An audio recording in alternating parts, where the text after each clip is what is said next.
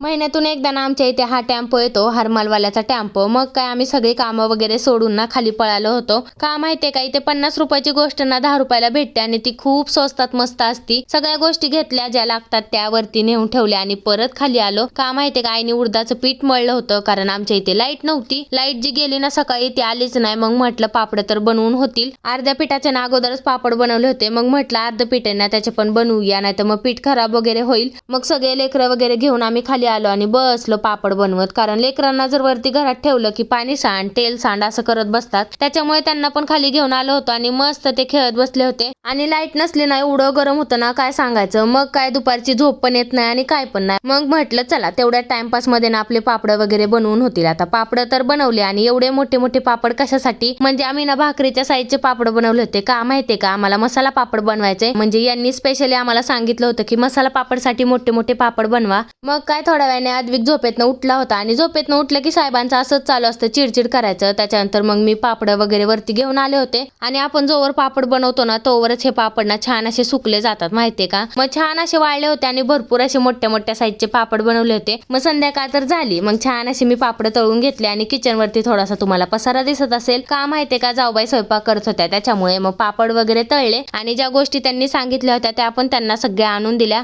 म्हणजे मसाले वगैरे, कांदा टोमॅटो कट वगैरे करून दिलं होतं त्यांना. मग पापडावरती त्यांनी छान असं कांदा टोमॅटो टाकून घेतलं. मसाले काय आणले होते, चाट मसाला, कांदा लसूण मसाला, थोडंसं लाल तिखट आणि चवीनुसार मीठ. हे सगळे मसाले त्यांना आणून दिले. त्यांनी सगळे त्या पापडावरती मसाले टाकले आणि मग त्याच्यावरती थोडीशी शेव आणि मग कोथिंबीर टाकली होती आणि झालं मसाला पापड रेडी. म्हणजे दिसायला जेवढं टेस्टी दिसते ना तेवढं ते चवीला पण टेस्टी लागत होतं. मग जाऊबाईला दाखवायला आले होते मी मसाला पापड. त्याच्यानंतर दादाला दिलं आणि यांनी बनवलेल्या सगळ्याच गोष्टी एवढ्या चवीला मस्त लागतात ना, काय माहिती का, आपण टेस्टला खूप भारी लागतात. सगळ्याच गोष्टी त्यांना स्वतःला पर्सनली खूप आवडतात, त्याच्यामुळे त्यांनी शिकल्या होत्या आणि त्या आता आमच्या फायद्यात येतात. म्हणजे आम्ही मस्त असे मसाला पापड एन्जॉय केलं. आम्ही सगळ्यांनी पापड वगैरे खाल्लं आणि खाली आलो. खाली का आलो माहितीये का, लाईट गेली होती. म्हणजे लाईटीने आज खेळच केला होता. दिवसभर फक्त जा ये करत होती. मग लेकरं काय अंधारात बसत नव्हते, त्याच्यामुळे त्यांना घेऊन खाली आलो होतो. आणि घरात एवढं गरम होतंय ना की नको नको वाटतंय घरात. मग पार्किंगला येऊन बसलो होतो. थोड्या वेळाने लाईट आली आणि आद्विक ना देवांशी जवळ खेळत बसला होता. बाबासाहेबांच्या फोटोला बाबा बाबा म्हणत होता. मग मस्त त्याचं खेळणं चालू होतं. म्हटलं चल बाबा आता तुला झोपायचं नाही का. मग त्याला घेऊन मी वरती आले आणि वरती आल्यानंतर तर कुठं शांत बसतोय, त्याचा असा खेळ चालू झाला होता माकडासारख्या उड्या मारायचा. त्याच्यानंतर मग काय कॅमेरा दिसला आणि पळत पळत कॅमेराकडे आला. स्माइल पण किती क्यूट करत होता बघितलं का. त्याच्यानंतर परत गेला उड्या मारायला. म्हणजे त्याला ना मस्ती म्हणजे एवढी पाहिजे असते ना की झोपायला नको पण मस्ती पाहिजे असती. मग पप्पा सोबत मस्ती चालू झाली, उड्या मारायचं चालू झालं आणि या बापलेकाचं ना रोज असंच चालू असतं. आपण भेटूया उद्याच्या व्लॉग मध्ये. चला